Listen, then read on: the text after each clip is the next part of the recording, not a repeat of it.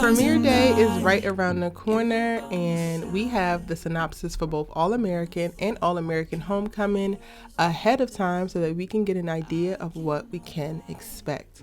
What's good, y'all? It's your good sis Erica Vane coming to you right here on Erica Vane TV with another All-American Universe video. In this video, we're breaking down episode 1 from season 5 of All-American Synopsis. So let's go ahead and jump into it. With everyone on holiday break, Spencer decides to throw an epic Christmas party with the help of JJ and Asher as an excuse to bring him and Olivia closer. Jordan gets news about his hand, but he isn't sure what to do. After weeks of research, Olivia and Billy think they may have a breakthrough on their investigation. Layla decides to take matters into her own hands to get her dad's company back. Meanwhile, Coop feels replaced when Laura makes a change in the office, which makes Coop think about her future. All right, y'all, as the synopsis typically does, we get a little taste, but not too much. And I'm going to go line by line and let you know what I think this means, what I think this could be, and what I think we're actually going to see.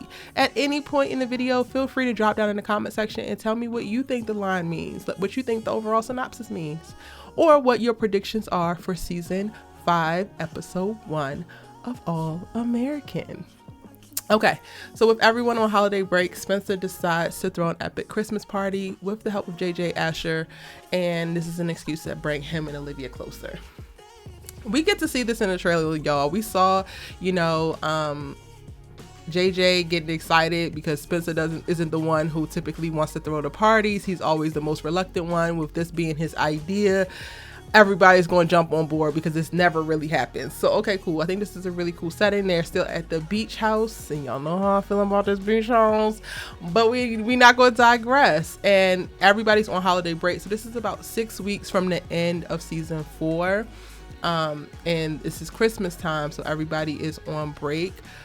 This will probably be a good time for Spencer to try to get closer to Olivia because he don't have practice. He doesn't have certain things going on that would take up more of his time. And as we saw at the end of season 4, they are in a little bit of a strained place with Olivia deciding to pursue writing this expose article about Coach Garrett versus it being a takedown piece on Wade. And she explained this at the end of the last season, and we were kind of left on a cliffhanger. Regardless, Spencer has communicated time and time again that he is not going to give Olivia up easily, and that he's going to try to give her whatever she feels like she needs to stay within this relationship, but then also do whatever she needs to do for her. So I think a lot of the ball will still be in Olivia's court as we come into season 5. I don't know if this Christmas party is going to do anything, Spencer, just because the issue that's starting to arise, which at the beginning of season 4,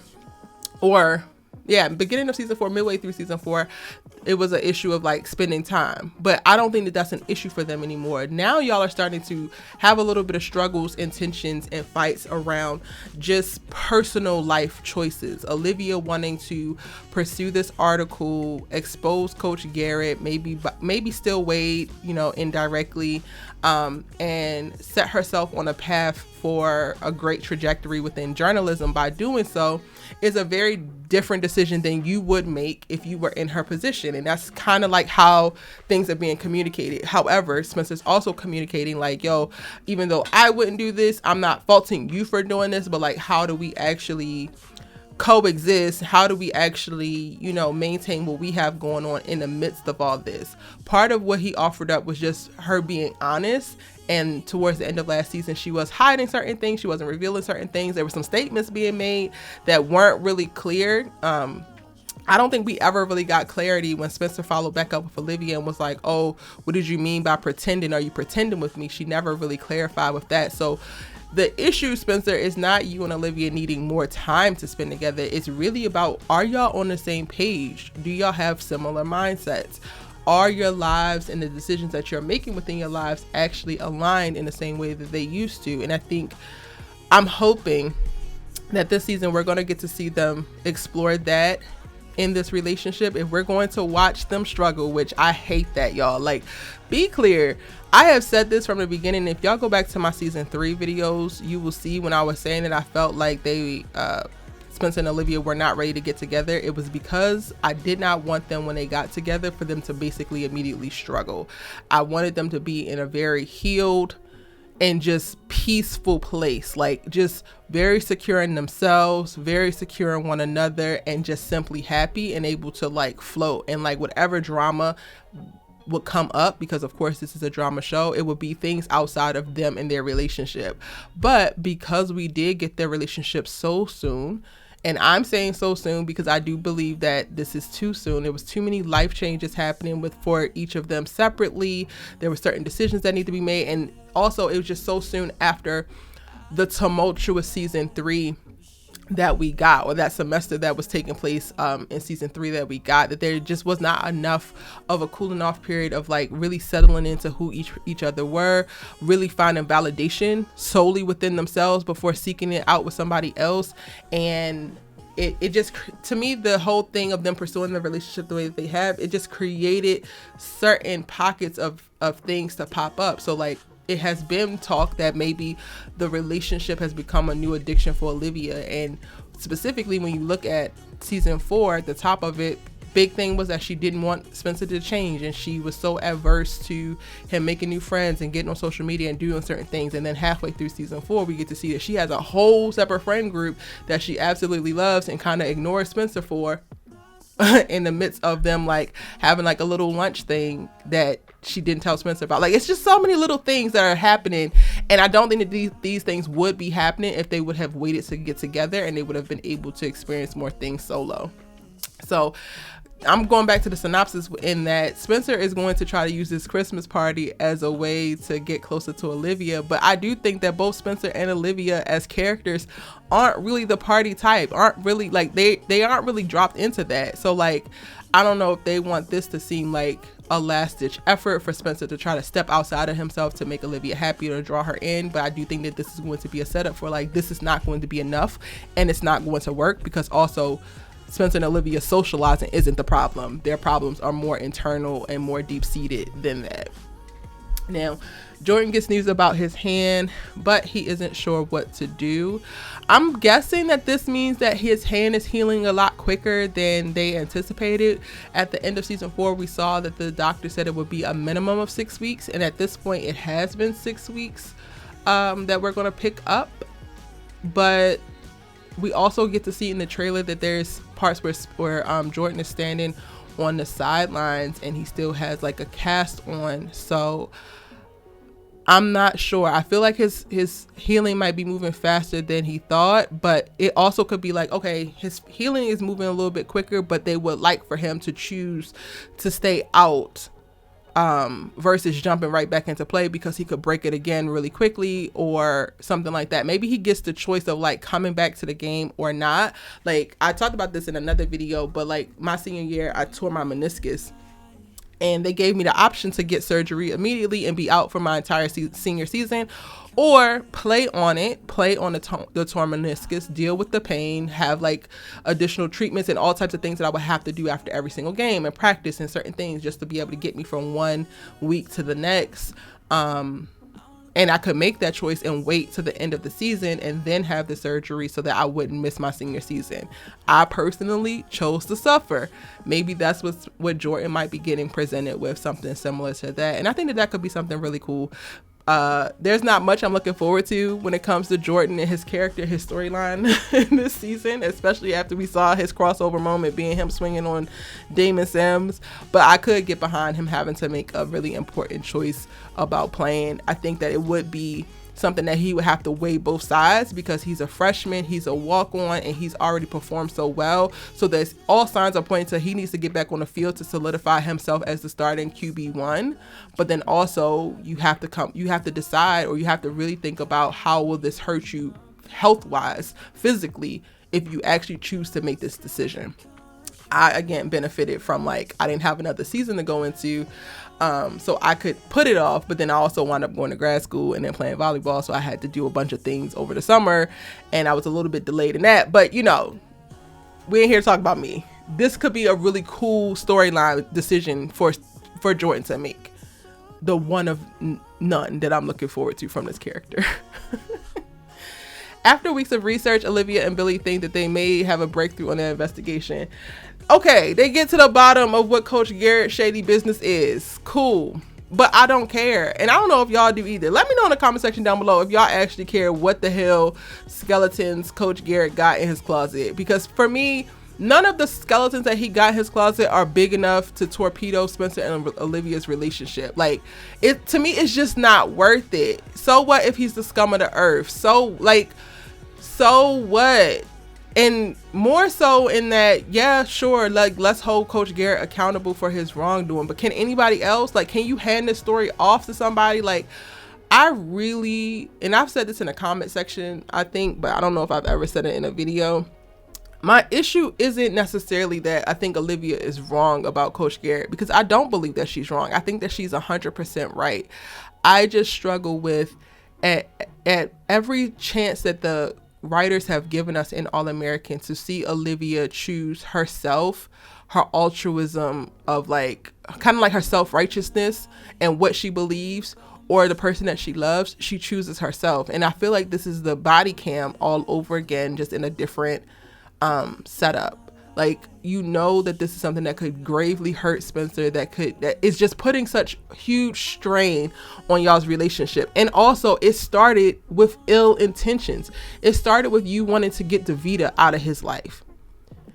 And now it's like become this even bigger thing. And for me, I want to see Olivia walk away from the article just to know that that's an option for her, and she's willing to do something like that for the people that she loves, because they have done that for her more often than not. So I don't want Olivia to walk away from the article because I don't think that she's right, or because I want to spare Coach Garrett. I want her to walk away from the article so that Olivia can show me with at least one action that sometimes, not every time, but sometimes she will choose the people that she loves. And it's just as simple as that. We have watched her over and over again choose herself and ignore the people that she loves, or just make decisions that deeply hurt the people that she loves. And I just think enough is enough. I need to see, for me to believe that she's the character that we were introduced to in season 1. I need to see her make a different choice, and we're just not seeing her make those type of choices. And you know, Billy is on for the ride. Billy doesn't add any level of credibility to this, honestly.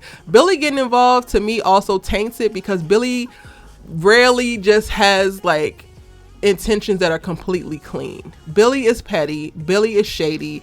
Billy, it is definitely given what Laura said about, oh, he actually wants to be Spencer and Jordan's coach, and this is his way of making that happen for himself. So Billy now joining this investigation and them getting a breakthrough and finding more information, it makes me want them to drop it even more, because go to hell, Billy. Now Layla decides to take matters into her own hands to get her dad's company back, and I read this sentence and was completely annoyed. They are going to take all of this amazing work that they have done with Layla as a character, this incredible story that they've told with her over the course of 4 seasons, and completely throw it in the trash. Why does Layla want her dad's company now? She spent 3 seasons putting her distance between her dad and her. She literally created something for herself, named it after her mother, and it was just so powerful, so impactful. It really has been a saving grace for her and keeping her grounded through some very tumultuous times in her life. Like, why are we trying to now go back? I don't understand it. And the craziest thing to me about this is you're still going to inherit it. You still get money from how well it does. Like, give Clay 6 months to a year. If he starts torpedoing the damn company and y'all not making the same amount of money anymore, y'all making less, then okay, cool. But for her to, like, randomly decide that she now wants this company, it just doesn't feel real. And it also feels selfish. Like, for why, Layla? For why? Nothing about her background points to this. And it really kind of annoyed me. Even with watching over the course of a few episodes last season of her and her dad collaborating on things, that felt more like they weren't collaborating because she wanted to get in line with JP Keating music. It seemed like that was her way of spending time with her father.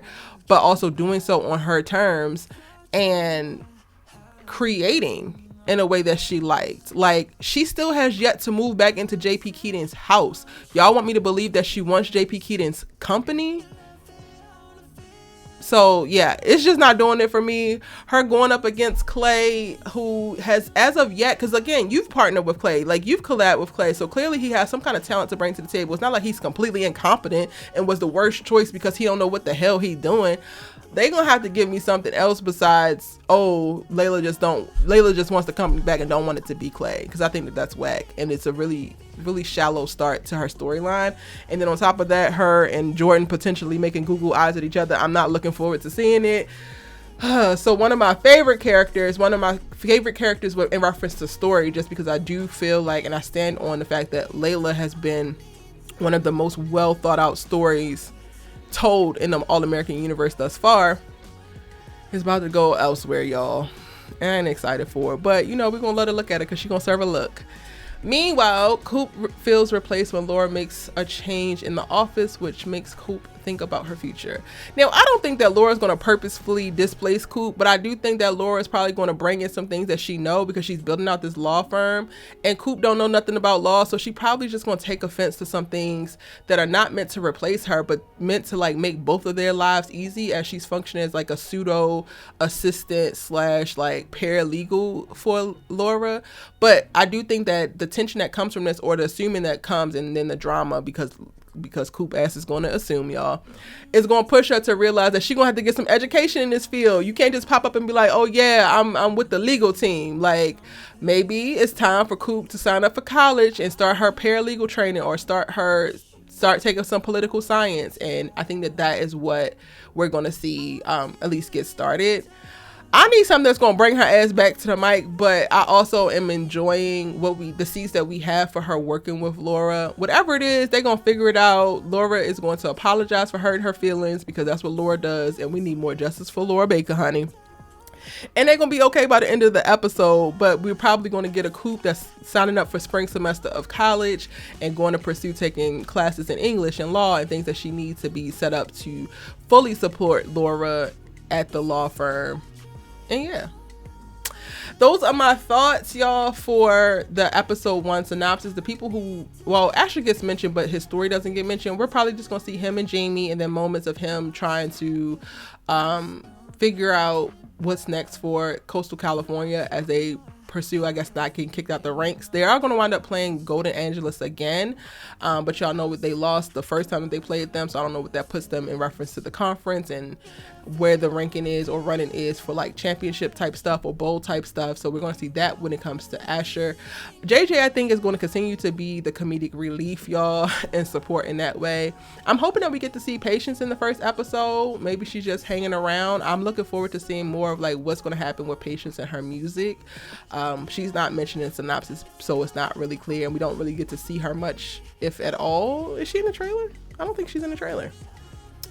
But those are all my thoughts on episode 1 in the synopsis. Let me know yours in the comment section down below. If you're new here, hit that subscribe button and turn on your bell notification so you don't miss out on any of my All-American Universe content.